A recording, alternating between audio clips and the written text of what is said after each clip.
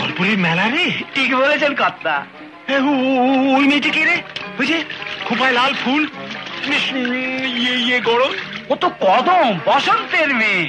বসন্তের মেয়ে কদম? হ্যাঁ বেশ ঠাকুর ঠুকুরটি হয়ে উঠেছে। হ্যাঁ, এতদিন আমার নজরে পড়েনি কেন? ওর সঙ্গেই তো আজকাল ইয়েমানে ঘনার বেশ একটা মাখো মাখো ব্যাপার ইয়েমানে চলছে।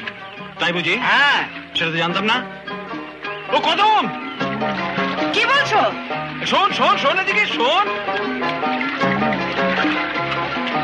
বলছিলাম এত রোদে কি এত মাছ ধরছিস?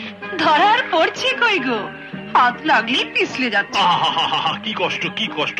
তা এত কষ্ট কেন করছিস? আমার আড়তে চলে আয়, আমি মাছ দেবো, তুই আরাম করে বেচবি।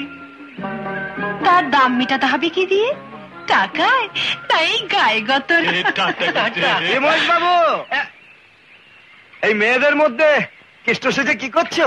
না না না না, আমি যাচ্ছিলাম, ওর সঙ্গে দেখা হয়ে গেল, তাই একটু ঘরে খবর নিচ্ছিলাম আর কি। তোমারও জবাব নেই চাঁদু, মেয়ে ছেলে দেখলেই খবর নিতে ইচ্ছে করে, তাই না?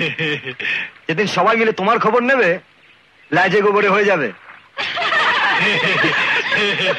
ঠাট্টা করছে, তুই ঠাট্টা করতে শুরু করেছিস ঘনশ্যাম। আচ্ছা আমি চলি। হ্যাঁ, যাও যাও। কি বলছিল বেটা?